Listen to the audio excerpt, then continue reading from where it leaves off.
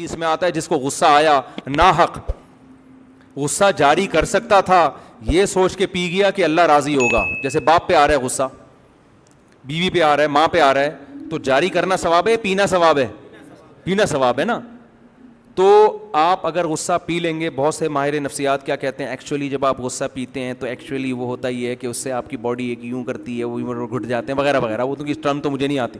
اسلام کہتا ہے بھاڑ میں جائے ماہر نفسیات, پی لو, اللہ آخرت میں اس کا اجر دے گا.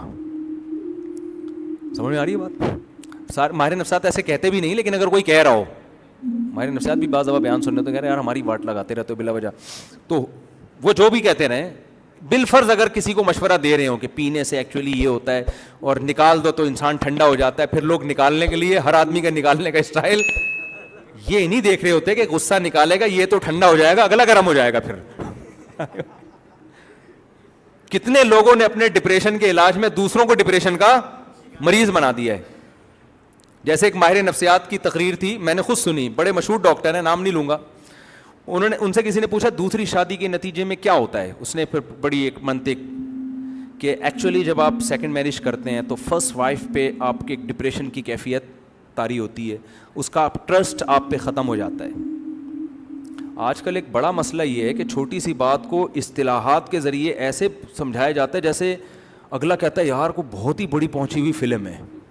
آج میں سن رہا تھا اس کے فضائل نا, کوئی نیوٹریشنسٹ کیا ہوتے ہیں یار, وہ نیوٹریشن ہوتے ہیں نا, وہ جو غذاؤں کے فضائل بیان کر رہے ہوتے ہیں, بہت ان میں بہت سے ہمارے ملک میں بڑے بڑے پھینکو بھی ہوتے ہیں, یہ کھا لو تو یہ ہو جائے گا. تو وہ سہاجنا کے فضائل بیان کر رہے تھے. یہ سہاجنا نہیں ہے جو یہ جو درخت ہے بڑا مشہور ہمارے یہاں بھی لگا ہوا ہے, میں نے 6 درخت لگائے وہ تقریریں سن کے, لیکن مجھے شروع سے لگ رہا تھا یار یہ کوئی پھینکو ہے کوئی بہت بڑا نا. سہاجنا کے پتے کی آپ ویڈیو دیکھیں, آپ کہو گے یار دنیا میں کچھ کھانے کی ضرورت نہیں ہے. ان پتوں کے ایسے فضائل سنے آپ لوگوں نے. سہاجنا میں وٹامن اے بھی ہے, تو وٹامن بی بھی ہے, تو وٹامن سی بھی ہے, تو وٹامن ڈی بھی ہے, اور اس میں پروٹین بھی ہے, اور اس میں کارب بھی ہے. شوگر زیادہ ہے تو کم کر دے گی, کم ہے تو بڑھا دے گی, موٹوں کو کم کرے گی, کم کو موٹا کر دے گی. او بھائی اتنی 70 بیماریاں, 1000 بیماریاں, اتنی بیماریوں کا سہاجنا میں. مجھے وہ اندازہ ہو گیا بھائی یہ بہت پہلے میں نے ایک سنا نا سہاجنا کے فضائل, میں نے کہا یار بڑا اچھا درخت لگا لینا چاہیے گھر میں, بس. اس کے بعد پھر اتنے فضائل, میں نے کہا بھائی اس کی کوئی ویلیو نہیں ہے. تھوڑا بہت ہوگا ہر چیز, نیم کے پتوں کے بھی کچھ نہ کچھ فضائل ہیں, خون صاف کرتا ہے. کوئی بھی یوٹیوب پہ دیکھو نا فلاں چیز بہت ہی بینیفیشل ہے, اس کے بینیفٹس بہت زیادہ ہیں, اس کا مطلب یہ جھوٹ بول رہا ہے. اللہ نے کوئی ایسی چیز نہیں بنائی. ابے صبح صبح اٹھ کے پراٹھے کھاؤ, انڈا کھاؤ, چائے پیو, آفس جاؤ, کارمینا کھا لو 2 گولی اگر وہ ہضم نہیں ہو رہا, آؤ اپنا آرام سے بھنڈی کھاؤ. یار بھنڈی کے کبھی فضائل سنے آپ نے؟ مجھے بھنڈی نہ ملے میں تو مر جاؤں. اس کا مطلب بھنڈی ایسی چیز ہے, بھنڈی کھائی تھی مفتی طارق مسعود نے, بچ گئے. بھائی وہ بھنڈی کا عادی ہے یار, اس کو بھنڈی پسند ہے. ہر چیز پہ رپورٹیں بھی مل جائیں گی, ان چیزوں سے قطعاً متاثر مت ہو. پھر میرے ایک بہت بڑے ڈاکٹر سے رابطہ ہوا, میں نے کہا یہ کیا ہے سہاجنا ایسا ہے, اس کو سونے کے پتے ہیں کیا یہ؟ انہوں نے کہا بھائی اتنی بڑی کچھ بھی نہیں ہے, یہ ہے تھوڑے بہت فائدہ ہے, اچھی چیز ہے, اتنا نہیں ہے جتنا لوگوں نے بنا لیا ہے. انجیر کے فائدے پڑھنا شروع کرو, آدمی سب کچھ گھر سے بچے پھینک دیتا ہے گھر سے باہر, یار نکالو اس کو, انجیر آ گھر میں. حقیقت ہے یار, سب کچھ نکلے گھر میں, صرف انجیر کا پودا ہوگا. ہر چیز ایک لمٹ ہے بھائی, انسان ہے, اللہ نے بڑی باڈی میں لچک رکھی ہوئی ہے, اور آپ کی باڈی کو جو ضرورت ہوتی ہے نا پراٹھوں سے بھی وہ نکال لے گی, وہ سمجھ رہے ہیں نا, باقی سب اس نے ویسی ویسٹیج بنا کے نکال دینا ہے. اتنا نہیں ان چیزوں کو مسلط. صحت کا تو بہت خیال کرنا چاہیے, لیکن یہ جو یوٹیوبرز ہیں نا, یہ ملے گا آپ کو, یہ ملے گا, جب 70 بیماریوں کی شفا نہیں ہوگی. 2-3 کا کہہ دیا تو ٹھیک ہے تھوڑا بہت, پھر بھی ڈاکٹر کو بتا دو کہ حضرت 2-3 ہیں, کہے گا کھا لو, ٹرائی کرنے میں 500 روپے میں اگر حور کا آپشن مل رہا ہے آپ کو, ٹھیک ہے نا, ٹرائی کر لیتے ہیں, شاید مل جائے. کیا خیال ہے یار, کہاں سے کہاں چلا گیا میں, بات پتہ نہیں گیا. میں بس واقعی 4-5 منٹ میں نا بات ختم کر رہا ہوں, میرے مہمان بھی بیٹھے ہوئے, وہ بھی غصہ ہو رہے ہوں گے. تو بات یہ کہاں سے کہاں ادھر کو کدھر کو آ گئی ہے. یہ نہیں, اسلام کے علاوہ تو آپشن نہیں ہے. یہ بات یہاں, ابے نہیں یار, خیر اچھا اسی میں ایک اور بات آئی ہے جو موضوع سے ہٹ کر ہے. آج کل ناشتے کے بڑے فضائل بیان کیے جا رہے ہیں یوٹیوب پہ. ایک صاحب نے بھی آج میں نے کلپ دیکھا کہ 80% ہمارے ملک میں لوگ ناشتہ نہیں کرتے, ناشتہ ہماری باڈی کے لیے اتنا ضروری. میں نے نیچے کمنٹ کر دیے, میں نے کہا بات ہی جھوٹ سے شروع کی ہے. 80% لوگ ناشتہ نہیں کرتے, قوم چھوڑ سکتی ہے یہ ناشتہ؟ 99% لوگ پھوڑتے ہیں ناشتہ. کرنا تو کرنے کا لفظ غلط ہے ان کے لیے. ہماری قوم میں اتنے نیک لوگ کہ 80% صبح ایسے ہی بھوکے چلے جائیں. بھائی ہماری قوم ذرا سا بھی بھوک برداشت کرنے کی صلاحیت نہیں ہے. میں نے کہا یہ شروع سے ہی ناشتے کے فضائل شروع کیے نا, ناشتہ بہت ضروری. ہمارے پاس اسلام ہے. ہمارے نبی صلی اللہ علیہ وسلم 2 ٹائم کا کھانا کھاتے تھے, ظہر کا کھانا 11 بجے اور مغرب کے بعد. اس کے علاوہ تو کوئی وہ ناشتے کا لفظ عربی میں, قدیم عربی میں نہیں ہے, جدید میں ہے. یہ ناشتہ انگریزوں کے آنے کے بعد متعارف ہوا ہے ہندوستان میں. اب اس کی دلیل یہ دیتے ہیں 7-8 گھنٹے جب آپ بھوکے رہتے ہو تو پھر کچھ تو پیٹ میں جانا چاہیے, ایسیڈیٹی بڑھ جاتی ہے. آدمی ایک دم جوش میں آتا ہے. واقعی 7-8 گھنٹے, اف, خدا کا بنایا ہوا ایک نظام ہے. دیکھو نیچر کا کبھی مقابلہ مت کرو, چاہے ڈاکٹر کیسی باتیں کر رہا ہو, نیچر گڑبڑ نہیں کرتی. جب آپ کی باڈی کو خوراک کی ضرورت ہوتی ہے, خدا کی قسم ڈاکٹر نہیں بتائے گا, آپ کی نیچر بتائے گی آپ کو کھانا کتنا کھانا ہے اور کب کھانا ہے. یہ ڈاکٹروں کا فیلڈ نہیں ہے, یہ آپ کی باڈی خود بتائے گی. بھوک لگے گی تو کھا لو, نہیں لگے صبح آپ اٹھے شدید بھوک لگ رہی ہے, ساری دنیا کے ڈاکٹر کا ناشتہ نہیں کرنا چاہیے. آپ بولے بھاڑ میں جائے, مجھے بھوک لگ رہی ہے میں کروں گا ناشتہ. اور صبح آپ اٹھے بھوک نہیں لگ رہی آپ کو, آپ کی باڈی میں انرجی ہے, ہوتی ہے عام طور پہ صبح باڈی میں انرجی. پھر ساری دنیا کے ڈاکٹروں کی رپورٹ ہو رہی ہے کہ ناشتہ ضروری ہے. آپ بولے رپورٹ اپنے پاس رکھو, میں ناشتہ, کیونکہ بغیر بھوک کے کھانا, یہ اس کا مطلب باڈی دھوکہ دے رہی ہے آپ کو. باڈی دھوکہ نہیں دیتی آپ کو. میں عموماً تو نہیں, جب بھی فجر کی نماز کے بعد جاگنگ کرتا ہوں, ہمیں تو بھوک, اگر آپ کے انرجی لیول واقعی اتنا گرا ہوا ہے کہ 7-8 گھنٹے, تو صبح تو آپ کو جاگنگ کر ہی نہیں سکتے آپ کچھ کھائی پی. ہم تو صبح سب سے زیادہ ایکٹیو ہوتا ہے آدمی. بعض ڈاکٹروں کی یہ تحقیق ہے کہ صبح کے وقت قدرتی طور پر آپ کا شوگر لیول ہائی ہوتا ہے. یہ خدا کا بنایا ہوا ایک نظام ہے. اگر آپ پراٹھے پھوڑ دیں نا, میں بھی مشورے پراٹھے کو دے رہا ہوں تو غلط دے رہا ہوتا ہوں, نہیں کھانے چاہیے پراٹھے, تو آپ کا وہ شوگر لیول اور زیادہ کیا ہو جائے گا, ہائی ہو جائے گا. تو آپ جب صبح اٹھتے ہیں, آپ جاگنگ کر کے دیکھیں, واکنگ کر کے دیکھیں, آپ کو بھوک نہیں لگتی. 11-12 بجے طبیعت سے بھوک چپکنا شروع ہو جاتی, اس وقت کھاؤ آپ. تو ناشتہ کریں, میں بھی کرتا ہوں, لیکن اس کے فضائل لوگوں کے سامنے مت سنائیں. ہم تو عادی ہو گئے اس لیے پھوڑ پھاڑ رہے ہیں کہ چلو, پھر اب جب صحت کے نقصان دے تو کیوں کر رہے ہیں. اب بھائی صحت ایک حد تک ہمیں فکر ہے صحت کی. وہی ہے کہ جیسے چائنا والے گرم پانی پیتے ہیں کہ ٹھنڈے پانی سے صحت خراب ہوتی ہے, ہم ان کو مشورہ دیتے ہیں ٹھنڈے پانی پی کے مر جانا, یہ گرم پانی پی کے زندہ رہنے سے بہتر ہے. ایسی زندگی جس میں ٹھنڈا پانی نہ پیو, بیٹھ کے کیا کرنا ہے یار. تو ہم بھی کہتے ہیں یار پراٹھے کھاتے کھاتے چلے ہیں, اللہ بچائے سب کو خیر صحت کا. تو یہ سب سے پہلے آپ کی نیچر آپ کو بتائے گی.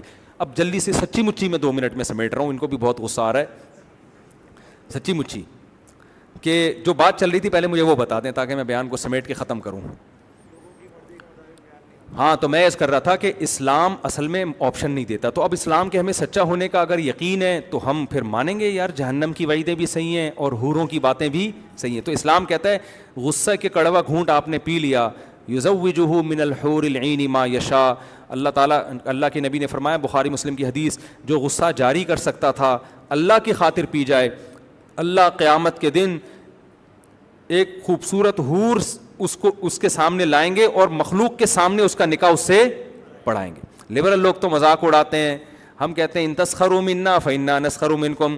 جیسے نوح علیہ السلام کی کشتی کا مذاق اڑایا جا رہا تھا کہ بارش ہے نہیں اور آپ کشتی بنا رہے ہیں, تو نوح علیہ السلام نے کہا تم ہمارا مذاق اڑا لو, تھوڑی دیر میں ہم تمہارا مذاق اڑائیں گے. ہم کہیں گے بھائی اگر یہ اللہ کے وعدے سچے ہیں اور اللہ نے واقعی حور کا انتظام کر دیا تو ہم تم پر ہنسیں گے کہ تمہیں کس کے وعدوں پہ یقین نہیں تھا, اللہ کے وعدے. اور یہ جو لبرل لوگ ہوتے ہیں نا, کہتے ہیں یہ حوروں کی لالچ قرآن کیوں دیتا ہے. اس لیے قرآن انسان کی مرد کی نیچر کو جانتا ہے کہ جتنا یہ 4 شادیوں پہ بیان سن کے خوش ہوتے ہیں اتنا کسی اور چیز پہ یہ خوش نہیں. یہ نیچر ہے. اسلام نے وہی بات کی ہے جو انسان کی نیچر ہے, جو آپ کے لیے واقعی تحفہ ہے. اگر اللہ تعالیٰ کہتے ہیں جو غصے کے کڑوے گھونٹ کو پیے گا قیامت کے دن اس کو میں CA کی ڈگری دے دوں گا, تو میں نے کیا کرنا ہے بھائی قیامت کے دن اس ڈگری کا. یا اس کو یہ مل جائے گا. بھائی یہ جو ڈگریاں حاصل کر رہے ہیں لوگ پیسے کے لیے, اور پیسے کے بعد لذتوں کے خواہش مند ہے نا, تو اللہ کہہ رہے ہیں حرام لذتیں چھوڑ دو, حلال لذتوں کا قیامت کے دن تمہارے لیے انتظام ہو جائے گا. تو ہمیں تو بڑی خوشی ہوگی بھائی اگر ہم غصہ پی لیں اور اللہ کسی حور سے ہماری شادی کرا دے, ہمیں تو بڑی خوشی ہوگی, اور ہم اس خوشی کا اظہار کرنے میں ہمیں کوئی ذلت محسوس نہیں ہوتی, کیونکہ منافق ہے وہ آدمی, دل میں کچھ اور ہو, زبان پہ کچھ اور ہو. اور خوشی ان کمبختوں کو ہم سے زیادہ ہوتی ہے, کیونکہ یہ ٹھرکی زیادہ ہوتے ہیں. یہ اس کی علامت ہے کہ یہ زنا کرتے ہیں. یہ نائٹ کلبوں میں کیوں, تم لڑکیوں کے لیے اگر ان نائٹ کلبوں سے لڑکیوں کو بھگا دی, وسیم بھائی ستار بھائی کو لا کے بٹھا دو نائٹ کلبوں میں, وہ جائیں گے یہ لبرل لوگ نائٹ کلب میں. ایک صاحب میرے پاس ہے کہ علماء اسلامی فلمیں کیوں نہیں بناتے, جامع رشید والوں کو چاہیے اسلامی فلمیں بنائیں. میں نے کہا اسلامی فلمیں چلیں گی نہیں مارکیٹ میں, یا تو ایک ہسٹری ہوتی ہے نا تاریخی, کہہ رہے نہیں اسلامی. میں نے کہا اسلامی فلم میں کیا ہیروئن کو دوپٹہ پہنائیں گے, اس میں ہم برقع پہنائیں گے اور تمیز سے وہ چلے گی, تو کون دیکھے گا اس کو, کیا خیال ہے بھائی. تو یہ جتنے لبرل لوگ ہیں نا, ایک دفعہ میں نے ایک شاگرد سے پوچھا, وہ ہمارا ایک شاگرد تھا لیاری کا, بڑا ہوشیار. میں نے کہا فرض کر لو اسلامی فلمیں بننا شروع ہو گئی, تو ذرا اسلامی نام بتاؤ فلموں کے. اس نے کہا استاد جی پہلی فلم آئے گی ہم زکوٰۃ دے چکے صنم. اس نے کہا فلم آئے گی ہم زکوٰۃ دے چکے صنم. دوسری فلم آئے گی جہاد تو ہونا ہی تھا. میں نے کہا, اور پھر مذاق کی محفل تھی, ہم نے کہا اچھا اگر متحدہ, اس وقت متحدہ کا بڑا زور تھا نا MQM کا, میں نے کہا MQM والے فلم بنائے, اس کا نام, اس نے کہا فلم آئے گی 90 سے 90 تک. طلبہ بڑے ہوشیار ہوتے ہیں. جب اس نے کہا نا فلم آئے گی ہم زکوٰۃ دے چکے صنم, وہ بھائی جو لوگ ہنسے, لیاری کا تھا, بلوچ نہیں ہوتے لیاری کے گھونگریالے بال والے, بڑا ہوشیار طالب علم تھا. خیر, تو بات اصل میں یہ ہے, جو آخری بات, کہ ہمیں اسلام کے برحق ہونے کا یقین بہت ہے. وجہ اس کی ہے کہ جیسے صحابہ نے بہت زیادہ دلائل دیکھے تھے نا نبی کے سچے ہونے کے, آپ کہہ سکتے ہیں ہم نے تو وہ دلائل دیکھے نہیں, ہم نے اس سے زیادہ دیکھ لی ہیں. ہم نے کچھ وہ مزید دلائل دیکھ لی ہیں جو صحابہ نے نہیں دیکھے تھے. قرآن نے کہا سنوریہم آیاتنا فی الآفاق, ہم اسلام کے برحق ہونے کی نشانیاں سنوریہم دکھاتے رہیں گے.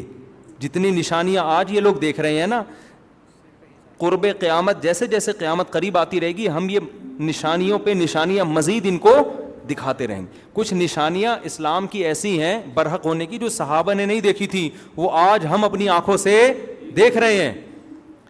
آپ کہہ سکتے ہیں مفتی صاحب وہ کون سی نشانی ہے بھائی, آپ نے کوئی پہاڑ کو سے اونٹنی نکلتے ہوئے دیکھ لی ہے کیا ہے بھائی, یا آپ نے کسی سمندر کو 2 ٹکڑے ہوتے ہوئے دیکھ لیا ہے.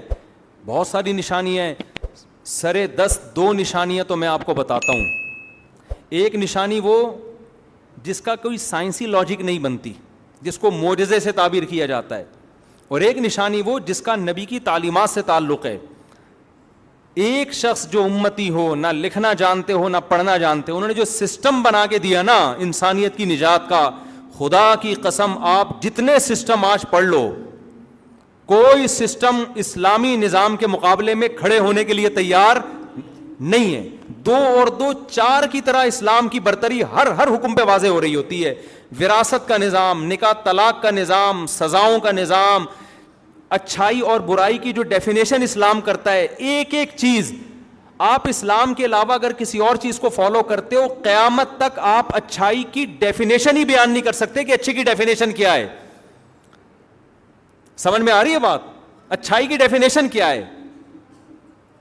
ساری دنیا کے سارے ماہرین مل کے بیٹھ جائے نا کہ ہم اچھا بننا چاہتے ہیں, سب سے پہلے سوال ہوگا اچھے کی ڈیفینیشن کیا ہے. کوئی ایک کوئی 2 آدمی بھی متفق نہیں ہو سکیں گے کہ اٹ از کالڈ اچھا. تو ایسے کلچر کو فالو کرنا جس میں آج تک اچھے کا پتہ ہی نہیں کہ اچھا کہتے کس کو ہیں, تو میں وہاں جا کے سر کیوں ماروں اپنا جا کے بھائی. اور جن لوگوں نے جن مذہبوں نے اچھے کو ڈیفائن کیا کہ اٹ از کالڈ اچھا, تو وہ ڈیفینیشن سے پتا چلتا ہے کہ جو سب سے گندا تھا اٹ از کالڈ اچھا. آپ میلے کو کہہ رہے ہو صاف, اور صاف کو کہہ رہے ہو میلا. جس کے منہ سے بدبو آ رہی ہے, اسمیل آ رہی ہے, کہتے ہیں نیٹ کلین کی ڈیفینیشن یہ ہے. جو سب سے زیادہ بد تہذیب ہے, تہذیب کی ڈیفینیشن اس پہ سب سے پوری اتر رہی ہے. یہ تو ایک الگ ٹاپک ہے, اس پر میں کئی بار بیان کر چکا ہوں کہ کتنا ہے ہی نہیں بھائی, اسلام کے علاوہ کوئی آپشن ہی نہیں ہے. آپ پیغمبر کا وراثت کا نظام اٹھا کے دیکھ لو یار, آج تک امریکہ ایسا قانون نہیں وضع کر سکا کہ مرنے کے بعد کس کو کتنا حصہ ملنا چاہیے. ان کے ہاں کیا لا ہے بھائی, جس کو دے دو تو جس کو تو کتے کو دے دو. پھر آپ یہ قانون ہے, اس کو لا کہتے ہیں یار. انسان کی وراثت کس کو مل رہی ہے؟ بیٹے کو نہیں مل رہی, بیوی کو نہیں مل رہی, کس کو مل رہی ہے؟ کتے کو. یار یہ کوئی قانون ہے؟ یہ مجھے بتاؤ. شراب لیگل ہے, یہ کوئی قانون ہے؟ شراب پینے والا برا ہی نہیں ہے اس سوسائٹی میں, اگر برا ہوتا تو الیگل ہوتی نا بھائی, برائی تو الیگل ہوتی. شراب بری نہیں ہے, زنا برا نہیں ہے, ہومو سیکسولیٹی بری نہیں ہے, وسیم سے شادی کر رہا ہے, ستار غفار سے شادی کر رہا ہے. یعنی آپ جوان ہوئے, آپ کے ابا آپ کے لیے بہو تلاش کر رہے ہیں, تو پوچھ رہے ہیں کہ میل بہو چاہیے, بہو لاؤں یا فیمیل؟ بیٹا تم کس میں دلچسپی رکھتے ہو؟ یہ ہو جائے گا ابھی 40-50 سال کے بعد. ابھی تو تھوڑا وہاں بھی احتجاج ہو رہا ہے, پر 40-50 سال میں ابھی تو ہم اس کو رو رہے ہیں کہ ابا ہی نہیں ہوتے, ٹھیک ہے نا. اگلی دفعہ اس سے بڑا مسئلہ کھڑا ہونے والا ہے کہ ابا نہیں ہوتے, کوئی مسئلہ نہیں ہے, اماں ہوتی ہیں. لیکن وہ اماں بیٹے سے پوچھ رہی ہوتی ہیں, بیٹا آج تیرے رشتے والے آ رہے ہیں لیکن وہ فیمیل ہیں. بیٹا کہتے ہیں نہیں, میں جو میرے رشتے, آپ کی جو بہو آئے گی وہ میل ہوگی. پھر اماں پوچھ رہی ہوں گی, بیٹا وہ جب میری بہو میل ہوگی تو مجھے کیا پتہ چلے گا کہ وہ میری بہو ہے یا تو اپنے سسر کی بہو ہے؟ داماد کون ہوگا اس میں, بہو کون ہوگی, کو پتہ چلے گا؟ عجیب سی چیزیں یار. یہ تو گدھے گھوڑے والا کام ہو گیا کہ نہیں ہو گیا؟ یہ تو میں ابھی, میرا ٹاپک نہیں ہے, ورنہ اس پہ 1 گھنٹہ بیان ہو سکتا ہے. بھائی تہذیب کی ڈیفینیشن ہی نہیں ہے, اور جن کے پاس ہے دوسرے جو مذاہب ہیں وہ غلط ہے. وہ نیچر کو اپیل نہیں کرتی, وہ نیچر کہتی بھائی یہ نہیں ہے, یہ نہیں, یہ برائی ہے یہ. تو آپ کے پاس میرے بھائی اسلام کے علاوہ کوئی بچا ہی نہیں ہے. اللہ نے 1400 سال پہلے جو مذہب آیا تھا, 1400 سال بعد وہ چیلنج کر رہا ہے. اگر پیغمبر معاذ اللہ جھوٹے نبی ہوتے, خدا کی قسم ایسا مذہب لے کر آتے کہ ایسا مذہب لا ہی نہیں سکتے تھے, وہ خود گڑ ہی نہیں سکتے تھے, جو اتنی سائنسی ترقی کے بعد بھی چیلنج کر رہا ہو کہ معاشرے کی نجات میرے سسٹم کے علاوہ کسی اور سسٹم کے پاس ہے ہی نہیں ہے. تو یہ 1400 سال پہلے یہ ممکن نہیں تھا کہ خود گڑھ لیا ہوتا اور وہ 1400 سال پہلے جناب وہ قابل عمل ہوتا, وہ یہ ہو ہی نہیں سکتا تھا. آپ 1400 سال پرانی تحریکیں اور کتابیں اٹھا کے دیکھو نا, نہ الف کا پتہ نہ بے کا پتہ. قرآن شروع ہوتا ہے الحمدللہ رب العالمین, وہ زبان سمجھی جا رہی ہے 20 ملکوں میں. یعنی ایسا دین لے کر آئے, اس دین کی حفاظت ایسی ہوئی ہے کہ وہ زبان 20 ملکوں کی زبان بنا دی اللہ تعالیٰ نے. کوئی 1400 سال پرانی زبان اس طرح سے سمجھی جا رہی ہے آج, جو جیسے عربی سمجھی جاتی ہے. یہ میں نے بیان کیا تھا, ہندوؤں نے لکھا کہ سنسکرت زبان ہے, پتہ نہیں کون, وہ بھی ہے. اٹھا کے دیکھو 1400 سال پرانی کتاب, 500 سال 200 سال پرانی انگلش آج کل گوروں کو سمجھ میں نہیں آ رہی, تو آپ دوسری زبانوں کی کہاں سے بات کر رہے ہو؟ نام باقی رہ جانا کافی نہیں ہے, زبان باقی. آج اگر محمد صلی اللہ علیہ وسلم کے والد حضرت عبداللہ دنیا میں آتے ہیں, پوری 1 گھنٹے بات کریں گے نا, کروڑوں لوگ اس بات کا ایک ایک حرف سمجھ رہے ہوں گے کہ آپ کہہ کیا رہے ہیں. سمجھ میں آ رہی ہے بات؟ 1400 اس زبان کو محفوظ کر دیا, اس کتاب کو محفوظ کر دیا, ان احادیث کو محفوظ کر دیا, اس لا کو, حفاظت کے لحاظ سے بھی کنفیوژن نہیں ہے. اور نظام آج چیلنج کر رہے ہیں کہ اس جیسا نظام دنیا میں کسی کے پاس نہیں ہے. اور کن کن شعبوں میں نبی نے تعلیمات دی ہیں. ایک ایک اسلام کے قانون کو اٹھا کے اگر آپ کمپیئر کرنا شروع کر دیں, شروع میں ہو سکتا ہے آپ کو لگے کہ یہ صحیح قانون نہیں ہے. جب آپ ڈیبیٹ کرتے ہیں نا کسی غیر مسلم سے, تو یا تو وہ ضد پہ اترے گا, یا بھاگ جائے گا, یا وہ اسلام قبول کرے گا. 3 آپشن کے علاوہ اس کے پاس کوئی آپشن نہیں ہو, کوئی ٹھہر ہی نہیں سکتا. یہ خود ایک اتنا بڑا معجزہ اسلام کا, جس کی وجہ سے ہمیں یہ کنفیوژن نہیں ہے. ہمیں جو دنیا کے کوئی کانسیپٹ ہمیں پیدائش کا مقصد ہی نہ بتاتا ہو کہ ہم پیدا کیوں ہوئے ہیں, تو وہ تو ہمیں خودکشی کی طرف لے کے جا رہا ہے. بھائی مجھے یہ نہ پتا میری زندگی کا ہدف کیا ہے, تو میں تو مروں گا بالآخر کھمبے سے لٹک کے. کبھی روزانہ میرا ویژن چینج ہوگا, اور اس ہدف میں کامیاب نہیں ہوا تو میں کھمبے سے لٹکوں گا. تبھی تو لٹکتے ہیں وہ, ہر تھوڑے دن میں کوئی نہ کوئی. ہمارے ہاں ان کے کھمبے شارٹ ہیں, اتنے کھمبے ہمارے ہاں جتنے ہمارے یہاں ہیں نا, ان کے ہاں ہوتے تو ہر دوسرا آدمی لٹک رہا ہوتا. ہمارے ہاں کھمبے بھی ہول سیل کے حساب سے, ان میں کرنٹ بھی.